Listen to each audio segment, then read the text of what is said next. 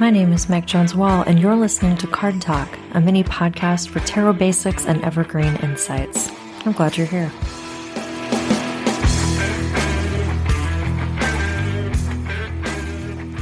In today's episode, we are going to be talking about the basics of tarot, just quick and dirty basics. What is it? Where did it come from? Why is it so popular? And why is it particularly relevant right now? Let's get into it. First, what the hell is tarot? Tarot is a card system that can be used for divination, reflection, creativity, spirituality, inspiration, meditation, and so many other things that I'm not even listing here. Tarot is one of those tools that can be used for any number of things, and every person you meet who's been using tarot for a while can probably introduce you to some new technique or way of using the cards that you never would have thought of before. I think it's one of the coolest things about tarot as a system and modality. Tarot decks often come in different sizes and styles, but are distinguished by a fifth suit, a distinct suit of trump cards that generally are described as broader archetypes. And these trumps can be used alongside the four minor arcana suits that closely resemble a standard 52-card poker-style playing card deck. So essentially, when we're talking about a tarot deck, we're talking about a 5-suit deck that includes the major arcana, which is made up of 22 distinct archetypes, which are numbered 0 to 21, as well as the minor arcana, which are broken into 4 suits, and each suit includes 14 cards. Now, these 14 cards are separated as pips and court cards, is how I talk about them. Pips you can think of as the numbered cards, numbered 1 through 10. And court cards are often figures. Even if you're working with a deck that doesn't have a lot of people in it, if people are going to show up anywhere in the tarot, it's likely in the court cards, which are broken up into page, knight, queen, and king, although those are often renamed in a lot of modern decks. Next is, where did tarot come from? And that, my friends, is a fantastic question. I have to be real with you. I am not a tarot historian or scholar, though I have been learning a lot more about tarot history over the last few years. This is in no way going to be exhaustive, but I am just going to give you a couple of quick hits, just so you have the absolute basics of tarot history. I have a much lengthier lecture on my website, but I'm also including a lot of great resources in the show notes if you want to dig more into tarot history, which I highly recommend because it's wild. In short, card decks have been used for centuries all over the world. And while the inspiration for tarot cards specifically likely comes from a very wide variety of sources and people groups, the decks that we consider tarot decks today have their origins largely in Western Europe in the mid-1400s. A lot of resources that you find, especially older ones, are going to tell you that tarot's history is murky and mysterious, that we don't know anything. But in truth, we know a lot, actually, about tarot's development and history. We just don't know everything. What we do know is that artists created a lot of different kinds of decks, and that a lot of different kinds of people used the decks, and that cards were used for many different purposes at this time, including divination, as the Romani people were already in Europe practicing the art of card divination at the time that tarot cards began to become popular. The earliest decks were wildly different from one another. They really were distinguished by having that trump suit. But the earliest archetypes were really inspired by stories and myths, ideas that would have been really well known to the people using the decks at that time, which means that even among different regions, different classes, and different kinds of artists, the archetypes were different, and there were different numbers of archetypes. The archetypes were arranged in different orders. The suits in the minors looked different. The court cards were always changing and expanding, etc. The first 100 years, really few hundred years of tarot history have a lot of different kinds of decks, which is one of the coolest things about looking at really old tarot cards. Tarot was used in a lot of different ways. I like to think about it as a community art project where different artists could share their ideas on relevant archetypes and stories for the people at that time.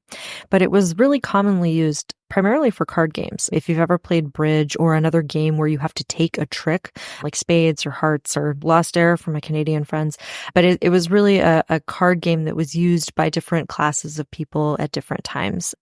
However, there's also evidence that the cards were used during parties as kind of a divination, getting to know you sort of game. If you've ever done the thing where you watched a TV show and decided which character represent different people that you know, that's basically how people would use the tarot deck at different times. They would assign different cards to different people based on their own criteria, and then people would take turns defending their choices based on the characteristics and impressions that they had from the card itself, as well as on the person that they're talking about.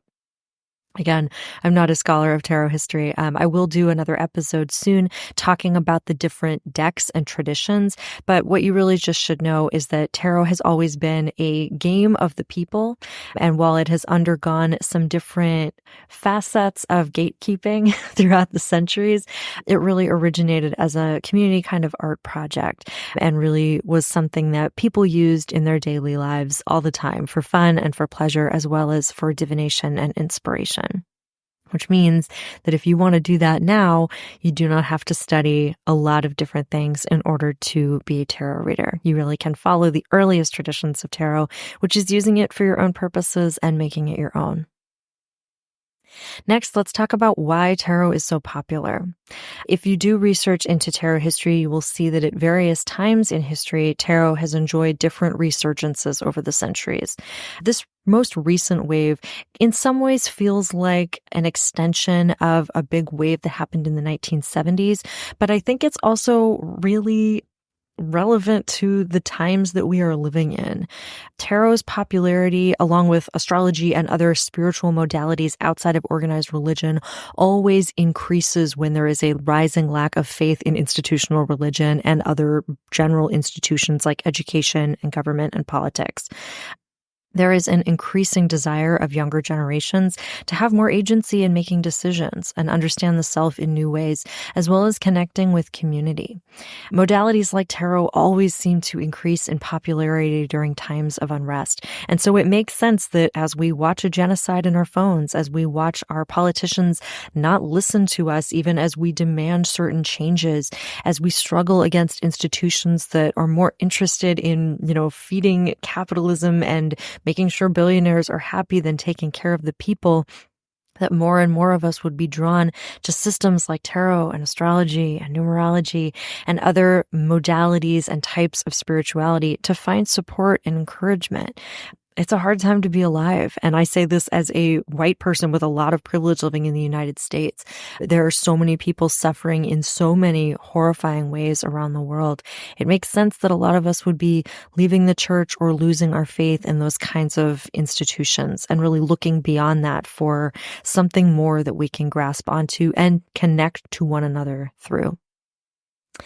That kind of leads us right into this next and final question, which is, why is tarot relevant right now? I've been talking about this some on Instagram as well, this idea that, in times of upheaval, of unrest, of change and challenge and revolution, that systems like tarot aren't particularly useful. But I would argue that the opposite is true. The thing is, tarot is a system that can be used by anyone for a really wide variety of functions, which means it's kind of always relevant. But also, we are witnessing impossibly hard things. I know I already kind of talked about this, but genocide, war over natural resources, climate crisis, inflation, politicians who value property and power over human life. There are so many demands on our attention. And for many of us, just making ends meet and getting our basic needs met can take everything that we have. There's not always room for much else. But the thing is, every single one of us, no matter our job, no matter our social standing, no matter our level of privilege, needs ways to breathe and rest and to take a beat and to remember who we are and what matters and what we're fighting for. And I have seen in my own life and seen in the lives of others the ways that tarot can be a valuable, consistent ritual, that it can be a place to return to, that it can serve as a companion when things are hard. Because tarot isn't just about love and light. It can help us find the words and the archetypes for the hard things that we're going through. Tarot can really show up in a way that reflects our feelings back to us and holds space for them in a way that can be so soothing and healing and encouraging right now. No matter how you use tarot, whether you use it primarily as a source of inspiration for creativity, whether you use it as a spirituality tool, whether you use it as a grounding tool, whether you use it to build community, tarot can help us find ways back to ourselves and can also serve as a really powerful ritual for taking a few moments out of our day or our week to remember our purpose and find the support that we need in that moment. Tarot is also really functional for helping us make decisions and reflect on challenges. It can offer us insight into difficult situations and can also be a really cool way to connect with people in our lives that we care about. If you've never tried to read collaboratively or do a tarot reading with other people, I'm going to do a whole episode on it because I think it is such a cool practice and can be such a valuable way to build community and deepen relationships. The process of just learning about tarot can also teach us about ourselves and our world and the people that we love and the ways that we show up for the causes that we care about. And in developing a tarot practice, a tarot ritual, a tarot habit, we also bring that kind of reflection and meditation into our regular life. We normalize taking time for ourselves, and we also normalize asking ourselves hard questions, challenging our own biases and assumptions, and digging into things that feel sticky or hard. Anyone can use tarot cards. I will say that all the time. I'm going to keep saying it. I feel like I've been saying it for years. Anyone can use tarot.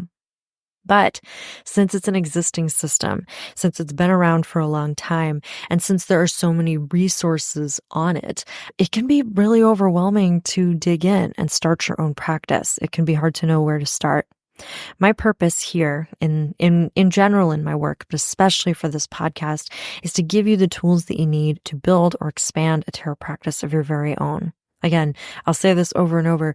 I'm not here to try to convince you to read exactly like me. You might find that you disagree with some of my interpretations or inclusions or the ways that I talk about these cards, and that's not only fine, it's actually great. It's okay if in using tarot as a tool of rebellion or revolution or self-discovery or transformation, you end up disagreeing with me. Like, that's part of what it's for. It's helping you understand what resonates with you and learn to listen to your own intuition and instincts and really experience and perspective. So I hope that kind of helps provide some general basics and introduction to the practice of tarot and what tarot is. I want to wrap up with a tip, a trick, or a technique, which is something that I want to have at the end of basically every episode of Card Talk. And so your little tip for this episode is don't ignore tarot history just because people talk about it in the most boring way possible. Tarot history is really rich and fascinating and strange. There is everything from occultists like publishing information that came to them in a fever dream and claiming it's true to like digging into all of these different techniques and rituals and rich histories from different people groups, the ways that tarot has evolved in different ways, the ways that each tarot deck originated and was standardized and distributed. There's so much to dig into. And again, I'm not a history scholar. It's just like not my area of expertise, but there are some incredible scholars out there who have done some amazing work gathering and synthesizing and breaking down tarot history. And I highly recommend checking it out. When I first started reading tarot, I really didn't want to get into tarot history because everyone just talked about it in this really vague way and it didn't seem helpful.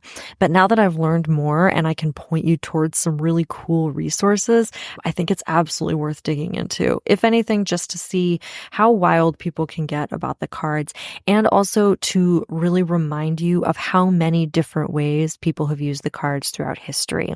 In every generation, in every tarot resurgence, there have been people who claimed that they could use tarot in a completely new way and who left their own mark on the ways that we understand certain cards. And what that really means is that by reading the cards yourself, by putting your own stamp on your interpretations, by bringing your own unique perspectives and experience to the cards, you are immediately contributing to tarot history. You are part of the long lineage of people making the cards their own. And isn't that fucking rad? Because I think it's rad. All right. Thank you so much for being here, for listening, and for supporting my work. And I will be back with more Card Talk soon.